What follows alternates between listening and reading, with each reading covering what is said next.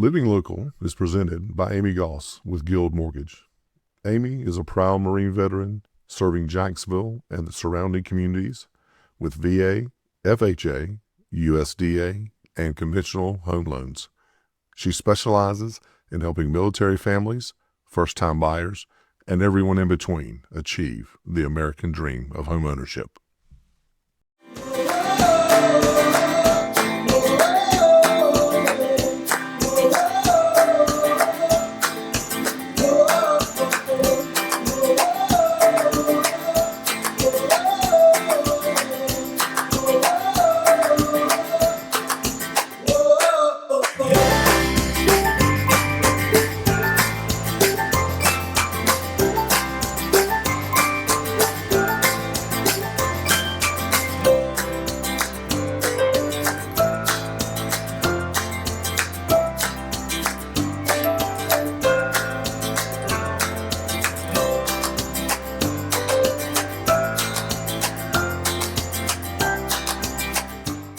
Welcome to the very first episode of Living Local, authentic voices, conversations that matter.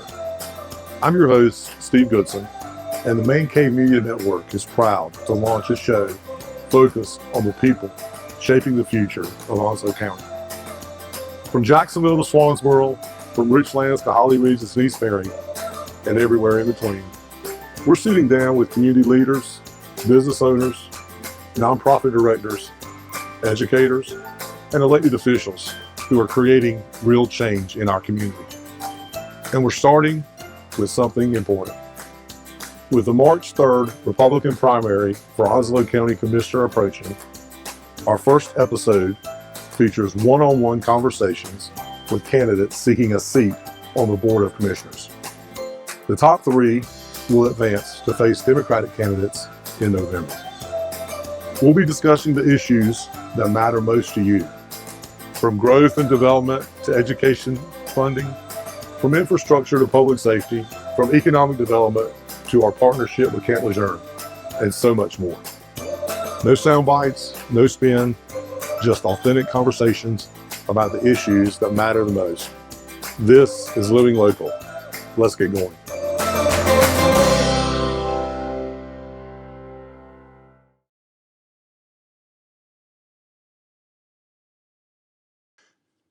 Joining me today is Walter Scott, former Onslow County Commissioner and candidate in the March 3rd Republican primary.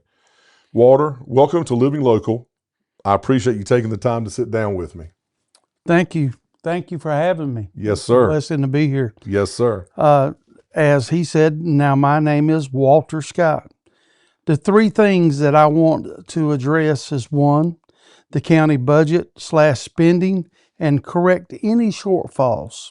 Number two, I am frustrated with the status quo, and I want to address and fix the issues. Three, address the issues of property tax and reevaluation every 4 years. We must do better to manage the people's money. That's awesome. That's awesome. You've hit right into the 3 points. Take one step back. Tell the people a little bit more about Walter Scott. Besides the fact that you're a former county commissioner, tell me about personally about Walter Scott. What you'd like to share. My background is unique. I've had several different responsibilities and jobs. Former law enforcement. I was an insurance agent. I've had a couple of businesses in my life with my wife. Been able to do many things, open road truck driver and local truck driver. I've spent a lot of the times on the football field for the National Federation of High Schools and done state championship matches for the National Federation of High Schools. So I call it like I see it. I'm bold. I stand up for what I believe. And I believe it's a time for a change in Onslow County. I've been members of many organizations. I'm past president of the Jacksonville Breakfast Rotary Club, past everything really, DAV member, And right now I'm at a point in my life. That's all I want to concentrate is on my family, God, and this community in Onslow County. That is awesome, Walter. That is awesome. Well, you started talking about one of your priorities. Let's talk about budget. So you've been here for a long time. This community has grown over 200,000 folks now, 210,000, 213,000 folks. You talked about property taxes. This year's reevaluation, they jumped 37%. And our budget for the fiscal year 2026 is $389 million. 35% of that goes to education and 26% goes to public safety, along with obviously other categories. So the question is, how do you balance growth with quality of life? And do you think that these budget allocations that I mentioned, education and public safety, are the right priorities for the taxpayers?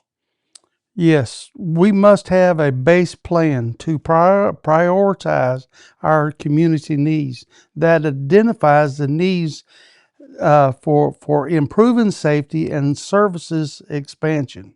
Effective funding with focus as now the allocations for future often involve balancing the revenue increase with spending cuts.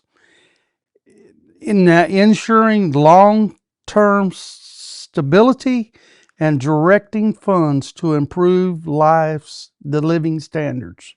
That's awesome. So let's talk about, we're growing. We've got the military, great business partner or economic development partner in Camp Lejeune. We also, the two big engines I think that drive dollar-wise are Camp Lejeune and tourism. Tourism brought in $415 million, and I honestly don't know the amount of monies that Camp Lejeune generated during the year, but I know it's a staggering number. So talk about strategy for economic growth, supporting small businesses. How about that? We do have a tremendous amount of leakage in the amount of millions of dollars. We must have a solid goal established with all the jurisdictions involved. We must break it down by the 24 precincts within the county, that we can identify the improvements and the shortfalls needed. We must work together to recruit small businesses to fill the gap. Small business is only one part. Private partnership, the local, now the recreation, state level sports, not the the Federation of the high schools, the entertainment, with goals to recapture millions of dollars over the period of years. It's not going to happen overnight. Yeah, it's going to be a long process. It's going to be a long process. It's going to be a long process. So let's talk about that process. Unless you mentioned the 24 precincts, we got growth going on everywhere, and housing is a real issue. Folks are coming and they're staying. The military's expanded, and housing costs are rising. I think it's more than just housing affordability. I think it's housing availability as well. So talk to me about strategies related to potentially housing and what role, if any, the commissioners should play in affordable and available housing. This is an extremely important subject because we are short in housing. The requirement requires a comprehensive plan that balances the overall housing supplies with protecting the existing affordable units, assisting the income. The core approach involves a combination of zoning, reforming, financial incentives for developers, and direct aid to residents that qualify. That's okay. Great. Let's shift gears. Growth also stresses our infrastructure. So the county has partnered with Camp Lejeune for a $1.6 million infrastructure study. And there's obviously still concerns floating out there about the PFAS contamination that you can't go anywhere without seeing a a lawyer on TV wanting to know if someone lived here in the community during this amount of time frame. But talking about the infrastructure, uh, do you feel like are the most critical infrastructure improvements that we need to make in Onslow County? I am absolutely grateful for the partnership with Camp Lejeune. However, this issue has not been going on. Now, this issue has been going on within our county for years. The unwillingness to address the real issue, growth, did not happen as overnight. We had signs of growing community for over 40 years. Addressing the real issue is a wastewater treatment plant. It should be a goal years ago. Now it's going to be at a cost of $66 million. We do not have a plan in place to achieve this. The number one thing, the contractors are not going to be able to build homes to the needs of the future. Number two, industry will not come to Onslow County because of the lack of sewer lines, the water lines, the natural gas lines, and fiber cable. And number three, one of the most important, we have got to have interstate connections to make and have better roads. Roads are key. The roads are the key. Roads are key. So you mentioned earlier about athletic events, sporting events, and you mentioned entertainment. In the 2026 budget, there's some pretty comprehensive funding for park improvements and actually an indoor recreation facility. And I'll tell you, I grew up here my whole life, lived outside the city limits, and I don't ever recall us ever having an indoor recreation facility. We've had some beautiful parks, but never an indoor recreation facility. The first one I remember is Jacksonville Commons. But the question is, beyond basic services, what recreational, cultural, and quality of life amenities are most needed to make our community a place where families want to put down their roots? We must join with our partners and the other jurisdictions to have a multiple purpose facility now involvement with private partnership to be emphasized on local recreation. It's got to happen. State level sport competition, the National Federation of High Schools, and the entertainment.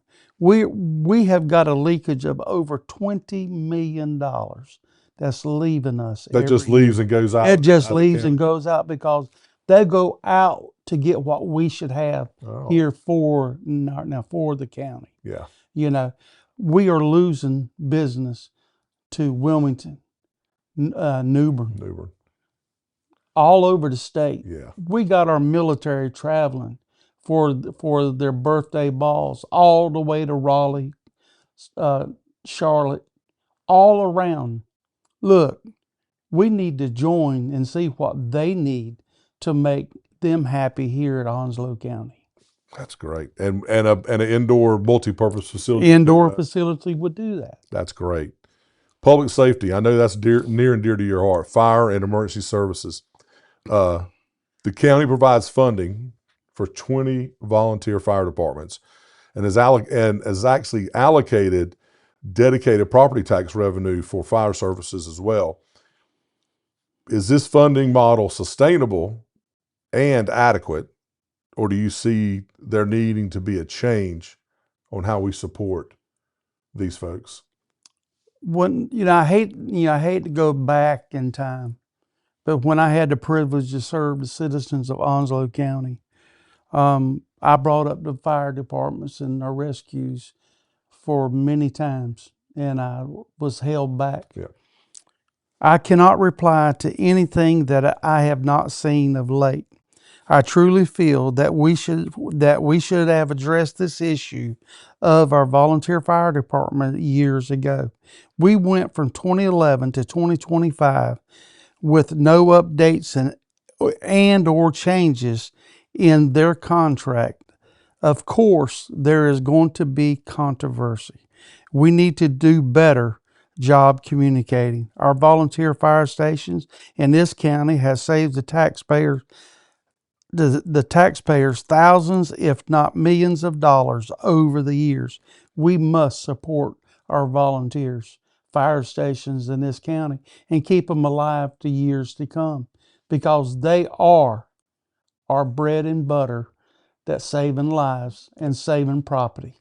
And they, you know, people don't realize, but that's a direct impact on everyone. Your homeowners insurance, this fire rating, and I don't know the ISO or whatever it is, but ISO rate. ISO rating, the efficiency of your volunteer fire departments and the location of those things directly affect your pocketbook every year, right? It absolutely does. And what most citizens don't know, without our ISO ratings, their taxes would be a lot higher. I mean, their insurance would be a lot higher, Yeah. because they are what's saving your insurances from going up. I know it doesn't seem that way, but truly, without our volunteers, our county would be in trouble right now if it wasn't for them. Let me ask you a question, not on here, but you have experience on this in doing some of these other interviews, and actually in my former position at the electric company, I talked to a lot of fire departments. We work with them trying to get them funding for vehicles. That's correct. Do you think we need? I say the county needs a comprehensive plan to work with the volunteer fire departments. It's a lot easier to buy 1 or 2 vehicles a year or help assist that than buy 10 a year, right? Because those things are expensive. Yes. Look, it's back in the day, a fire unit was from $375 to $550,000. Now we're talking $1 million, and to equip it is $1.5 million. Okay. It's not only that. The fire departments in the past was strictly funded by the individual communities in which they serve. The land was donated to the fire departments to build those structures. Okay. Somewhat now they have outgrown. The county has failed to keep up with the fire system. It's not the fire departments has failed to keep up with us, because they've gotten more equipment, they've gotten larger, their buildings are still the same. Yeah. The county's going to have to step up now and support our volunteer fire stations. We've got thousands of dollars that we have spent in assessments. When have you heard for placement of fire departments? One of the things that I tried to get through was talking about substations. If we replace a fire department, they can only go 1 mile from where the existing fire station is. But we can put a substation going in the direction where growth is going to be. Planning and have a hard plan in place. We need to have someone, and I'm the man that's going to try to do it. I just need to get in the seat. That's great. That is great, Walter. So let's talk. We talked about our partnership with the military, and we'll come back and another question on that. But let's talk about education. I mentioned that the county allocates 35% of revenue out of the budget, this fiscal year's budget, towards the Board of Education. Do you support maintaining that formula? And what specific steps do you think need to be taken to help enhance educational outcomes for our students? This has been a touchy subject for many, many years. The general statute that governs what the citizens of Onslow County are obligated to pay is 3 general statutes. I'm for supporting our schools any way possible, but I'm also wanting to see a fair and adequate payout back to it by the means of how our kids are coming out of high school. what grade level, what ability, what they have learned, where they can go and apply it to be a productive citizens. This is where we differ at, though. We must be goals established on what we want in return. The citizens have got to have a goal set. We need to identify the shortcomings, and then we need to identify the waste and abuse, and then address the issues that will clear those matters up. I believe in every budget and every government, everywhere we go, there's always going to be some type of waste and abuse that we can really look at. Yeah. Not saying they're doing something wrong, but the status quo, we need to get away from it. We've got to look at everything every year, and we need to put people in place. There has to be a change to put people in place that's going to save monies for the taxpayers. There's a lot of things that we can do together to make that happen. Yeah. And so you're looking for a return on investment for from the commissioners to outcomes with the students. But the other unique aspect of this is you guys, that 35%, that's just for the annual budgeting. That's to open the school doors. That's correct. And to send the kids to school. That's not the capitals to build school. And the other kind of the unique aspect of this is you guys are the fund collectors. And then you turn that and money, then we distribute it. You distribute it over to another elected That's board. correct. So that's a pretty unique.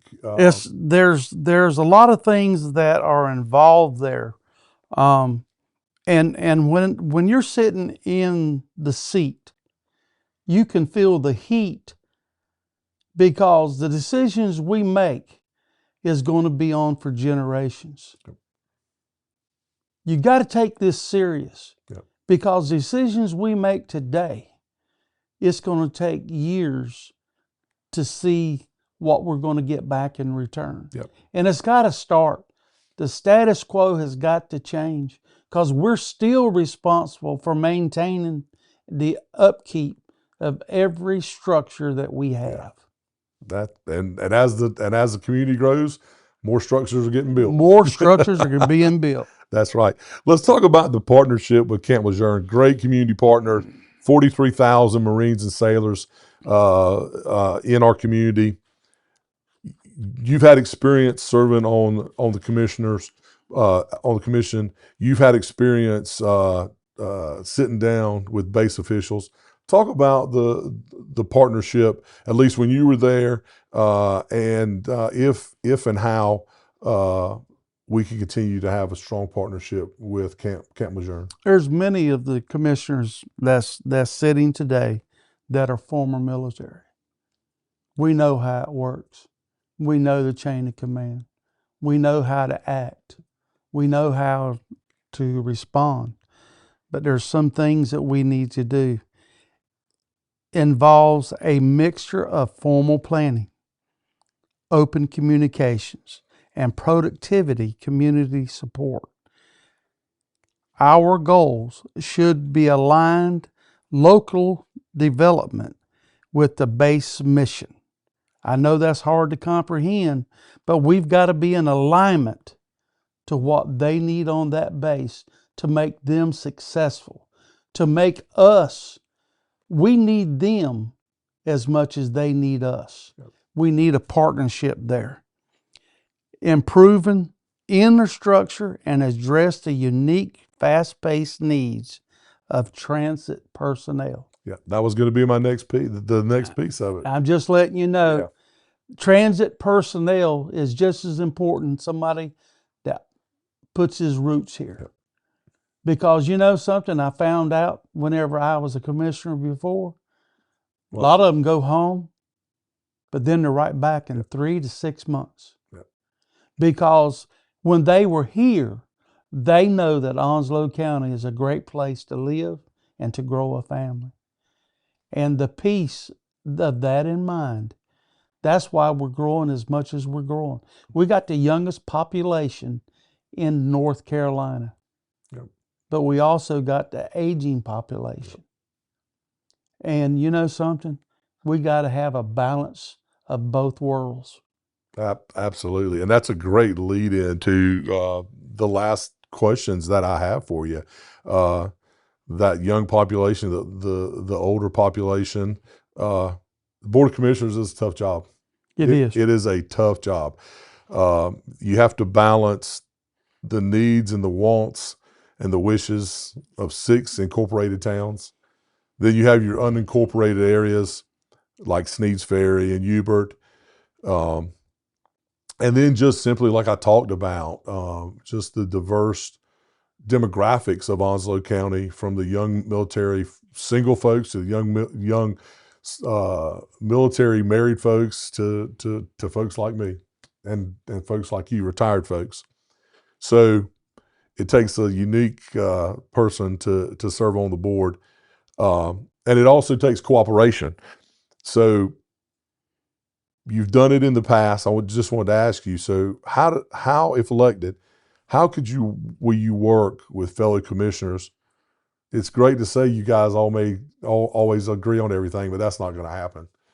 How do you work with folks that have differences of opinion and different priorities, but in the end, hopefully the goal is the same, and that's to make Onslow County the best place to live? How do you do that?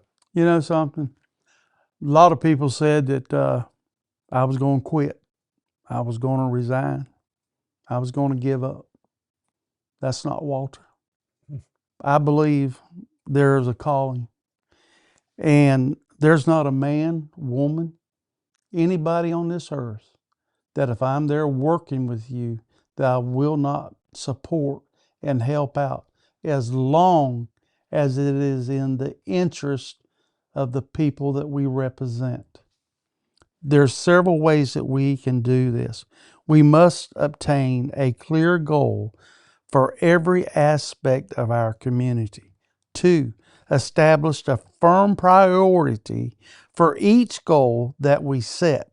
3, establish clear transparency with its citizens. 4, establish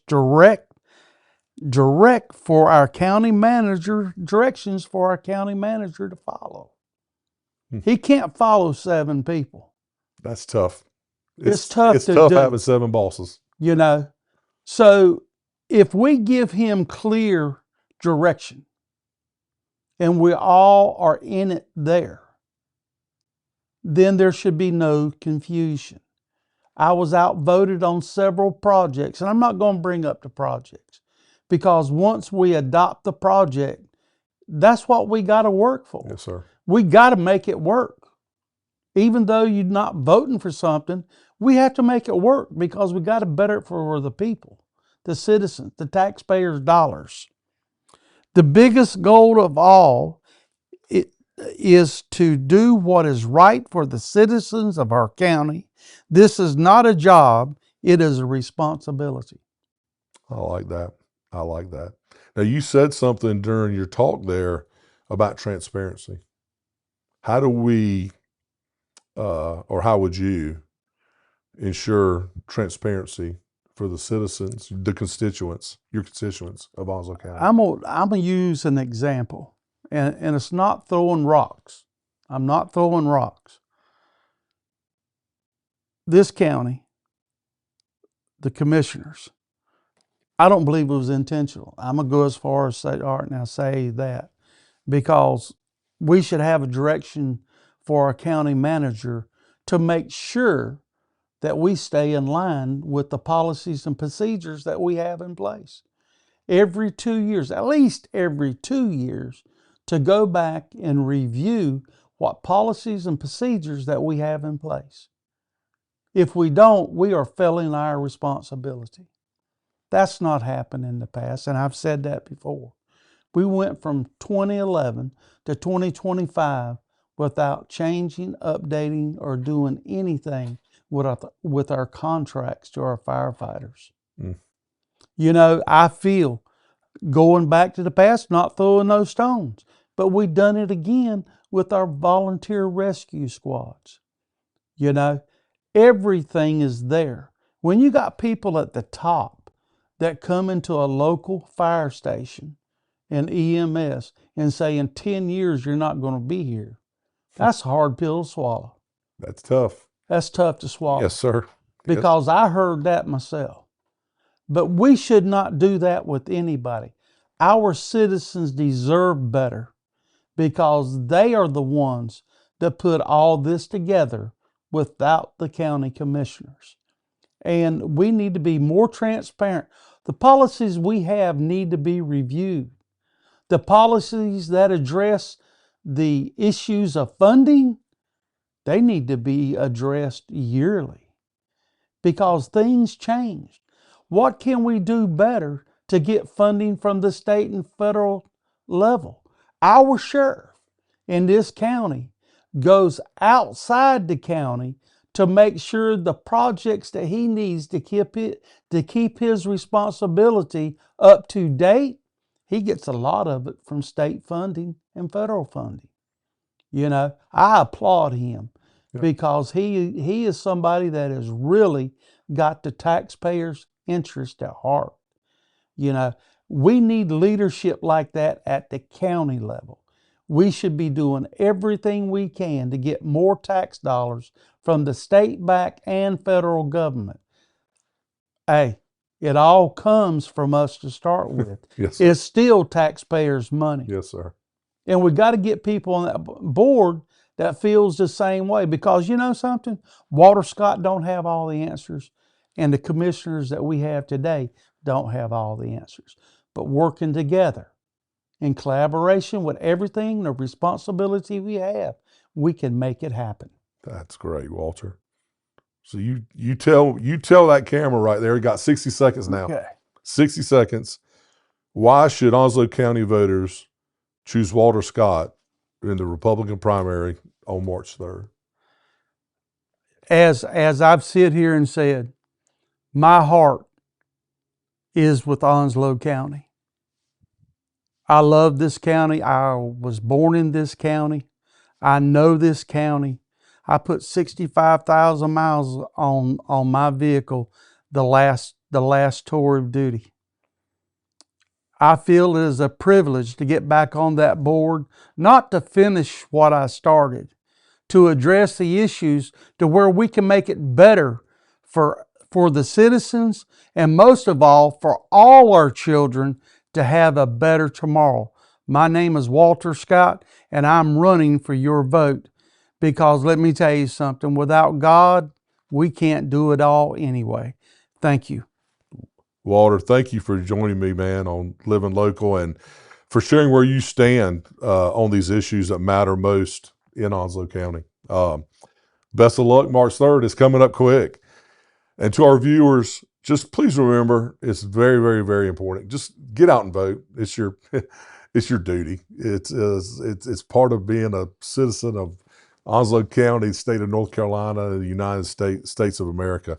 So just remember to get out and vote. Your community is counting on you. So Walter, thank you so much for joining us, sir. Absolutely. Appreciate it. See you next time.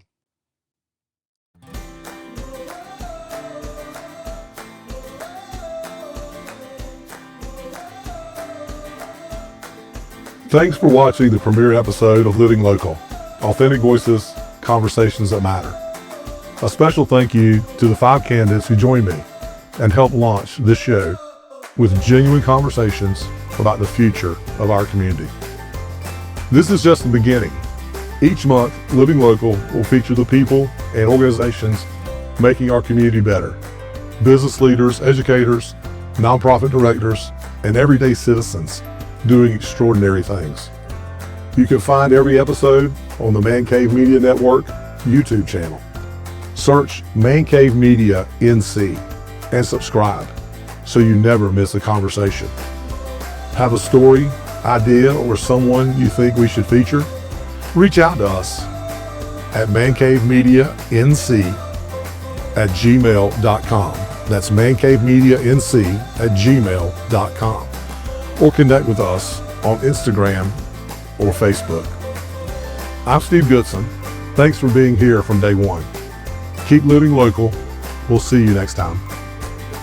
Living Local is made possible by Marine veteran Amy Goss with Guild Mortgage.